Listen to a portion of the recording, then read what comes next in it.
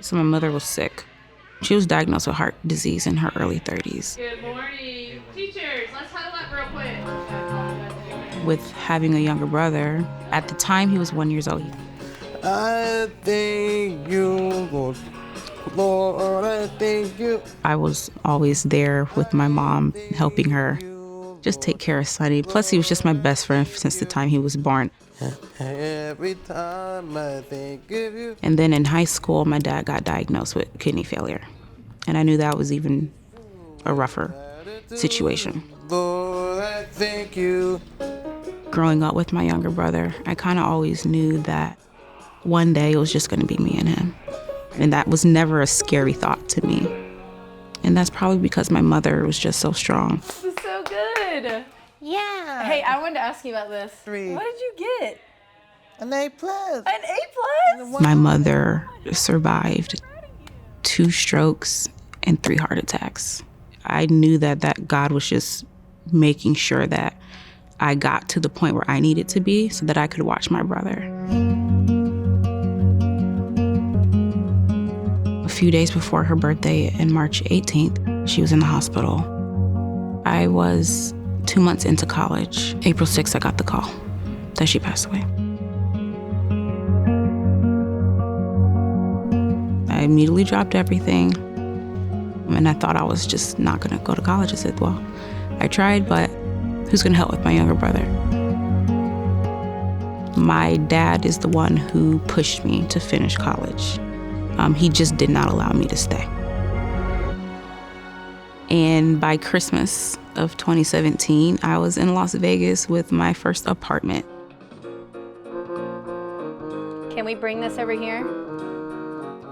Yeah. Okay, here, pick it up and bring it over here. Tell me more about what you're doing when you're playing piano. Who are you worshiping? God. Yeah. So how do you learn to play? What do you do? I listen to music and then I play it. You don't know how to read music? Mm-mm. You just listen to it? Yeah. And you can hear all the different notes? You're gonna have to help me. You're gonna have to sing it with me. When I first met Calvin, he came to us really a little bit out of the blue. He was very kind of timid and nervous and not sure about what was going on, and you could see that he wasn't really sure what he was doing here. According to what I was being told about my brother's demeanor, very soft-spoken and, quiet, and I'm like, that's not my brother. I was kind of explaining to them the Calvin that I knew. Hi for Miss Lenny to sing. The kid that is always talking, Sing with me. who never stops walking or running. He's a comet. He's funny. He's literally a ray of sunshine. And that's why we call him Sunny. That puzzle piece for me was that my dad was definitely a lot sicker than I had thought. And my brother knew it and could have been affected by it. I can't sing that key. What is that? Slowly began to learn he's living with his dad, who is just in failing health, going through dialysis and all these things, and wanting a place for him where he could really come alive, but knowing that under his circumstances and having to go for treatments several days a week, that he didn't have the capacity to provide all of that on his own. Just the courage and the effort that he put forth to find Unless You in a place where Calvin could come and that we could come alongside him and invest in those ways. We were in the process of trying to do a kidney donation. It didn't move forward too quickly. He just needed some more surgeries and, more testing, and they went looking for him because he did not show up to work. No one answered the door. They got to the back of the house where my father's bedroom was, and it was locked, and my brother was in there. And they were saying, "Son, you need to open up the door." And my brother just kept telling them, "I have to wait for my dad to wake up. He's asleep." Yeah, December 12th, I learned that he had passed away. You still wake up thinking you're gonna hear from your dad that day. When I heard the news that his dad had passed away, I just remember thinking, He had challenges enough, and just thinking like, how is he ever going to recover from this? Just knowing that he had to go through that alone for so long, I really just wanted to get to my brother. I came home. I had no idea what was going to happen. I think it's just a matter of providing support. Like, that's what I really needed. Let's get to our feet. Let's get back up on our feet. And just making sure that he knew that I was always going to be by his side and that he was not without family.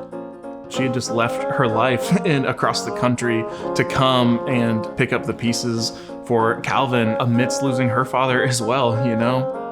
She has either got to work or take care of Calvin, and she can't do both, and she can't be everything for Calvin. Well, this is a team that really cares and wants to see your child grow. They work with you.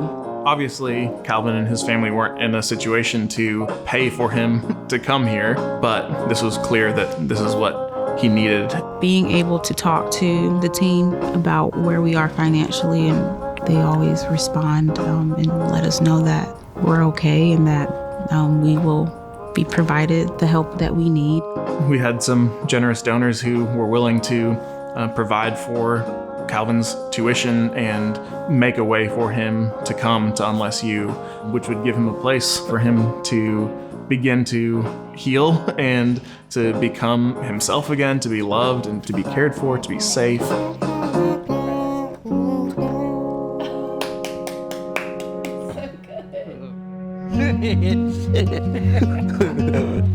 That fear that I had, even barely knowing him, just what I thought was going to be the outcome, just not knowing the work that the Lord would do through Unless You, through Ray, through all the people coming alongside him, and just I didn't even believe that it was possible. And now sitting here with the Calvin that we have today is just, it's a miracle. Lindy and Ethan told me he completely did a 180. He is completely at home. In some ways, he runs the show around here. I think that this is the best thing that could happen for him, to be able to be around his peers and a group of teachers who not only love him, but just know how to support him, how to help him progress and learn.